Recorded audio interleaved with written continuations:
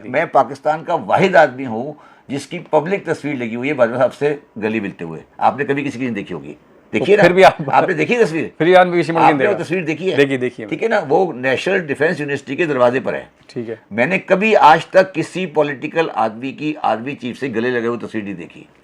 और मैं जो भी काम बाजवा साहब को कहता था वो कभी उन्होंने मेरी काम को नहीं किया। और मैं आज आपको एक और बड़ी इंटरेस्टिंग बात बताऊँ, मुझे हर आदमी का टेलीफोन आता था कि ये इसको ट्रांसफ़र यहाँ कर दें, इसको यहाँ कर दें, इसको वहाँ कर दें, इसको यहाँ कर दें।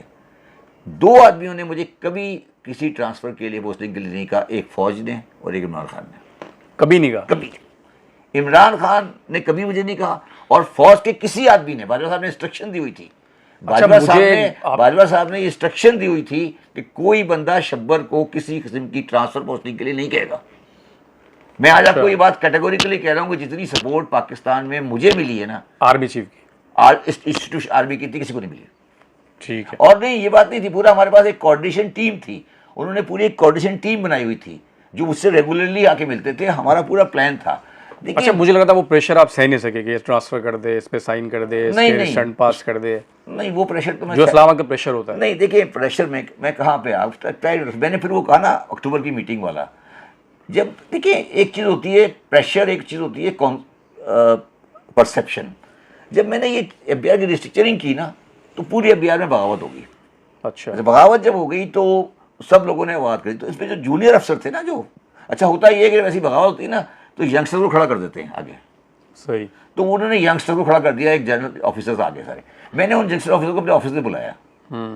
उसमें एक यंगस्टर ऑफिसर को मैंने कहा कि जी हम ये चाहते हैं कि एफबीआर में हायरिंग और फायरिंग पावर हो और आपकी तनख्वाहें बढ़ाएं, हम आपको गाड़ियाँ दें, हम आपको बिल्कुल मार्केट लेवल पर ले आएँ। तो वहाँ पे एक अफसर ने, एक लड़की थी अफसर, उसने कहा कि नहीं, ये हमें ना गाड़ी चाहिए ना तनख्वाह चाहिए, हमें तो सिर्फ पावर, ये ओहदा चाहिए। अच्छा, मैंने उसे कहा, मैंने कहा जी मैंने कहा उस दिन ना मैंने फैसला कर लिया था कि मैं या तो ब्यूरोक्रेसी को सही करूँगा या छोड़ जाऊँगा। ठीक है। अच्छा, दूसरी बात जो मैं आपको बताता हूँ, जो हमारी एक टीम काम कर रही थी इंस्टीट्यूशनल रिफॉर्म की, इशरत साहब के साथ कर रही थी, उनके साथ ही मेरी कोऑर्डिनेशन प्रॉपर नहीं हो पा रही थी, क्योंकि वो लोग एक जिस स्पीड में चल रहे थे उस स्पीड में मैं चलना नहीं चाहता था। अच्छा, देखिए आप बताएं क्या रिफॉर्म हुई ब्यूरोक्रेसी में? चलिए मैं तो आ गया ना, मैं तो आ गया, मैं नालायक था, अच्छा था, बुरा था, आ गया ना। नहीं, आप मेरे ख्याल से आपको टिकना चाहिए। आप कुछ मुझे आप बताएं ना कि जितना मैं आपको जानता हूँ, मुझे आप बताएं ना कि जो लोग इंस्टीट्यूशनल रिफॉर्म करने गए थे, क्या रिफॉर्म हुई?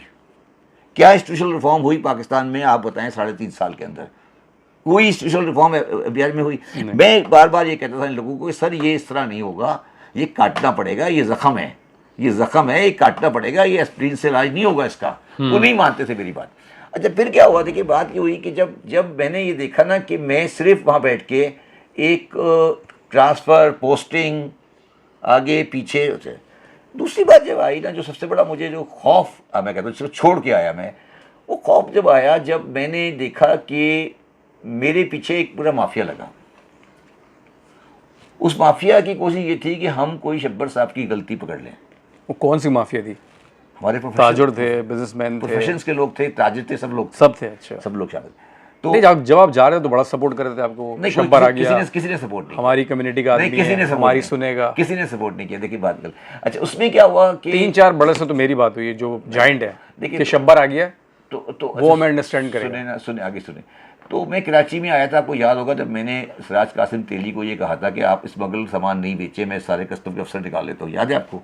अच्छा, तेली साहब को बोला था? तेली साहब के मरूम, उन्होंने कहा नहीं हमें इस पर यकीन बोल रही है। ठीक है, वो अलग बात। मैं ये कह रहा हूँ कि आपको पता है जब मेरे खिलाफ केस हुआ, जब जो मेरे अपार्टमेंट के खिलाफ केस हुआ, तो मुझे मेरे वकीलों ने बताया कि लोगों ने बताया कि जो वकील हायर हुआ है उसके पैसे अफसरान ने दिए।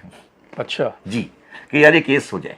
और वो केस में ये हुआ कि मेरे आपको पता है अथर मिल्ला के सामने लगा था, अथर मिल्ला ने उठा के फाइल फेंक दी। उसने कहा तुम्हारी जरूरत कैसे हुई केस फाइल करने की? ठीक है, वो एक अलग सब्जेक्ट। मैं आप कहने की कुछ और कोशिश करो। जब आप एफबीआर में, आप जो मुझे आपको सबको बताना चाहता हूँ कि जब आप एफबीआर में जाते हैं या किसी गवर्नमेंट पोस्ट पे जाते हैं तो आप ये जो सिस्टम पाकिस्तान में नैब का चल रहा है या अकाउंटेबिलिटी का चल रहा है, इसमें आप ये यकीन कर लें कि आपके छोड़ने के बाद आप सारी ज़िंदगी नैब की पेशे भुगतते रहेंगे। छोड़ने के बाद आपके आप क्लियर और वो ज़्यादा भुगतेंगे अगर आप सही काम करेंगे। अगर आप गलत काम करेंगे तो कवर कर लेंगे ना, मगर अगर आपने सही काम किया तो आप ये समझ लें कि आपने। मुझे जो प्रेशर आया था वो ये आया था कि जब मैंने ट्रैक एंड ट्रेस करना शुरू किया और ट्रैक एंड ट्रेस और POS मैंने लगाना शुरू किया, तो ये IT का सारा काम है। अब मुझे खौफ ये आता था कि ये कॉन्ट्रैक्ट मैंने किसी को दिया तो ये इधर आ जाएगा, उधर आ जाएगा, आप सोच नहीं सकते।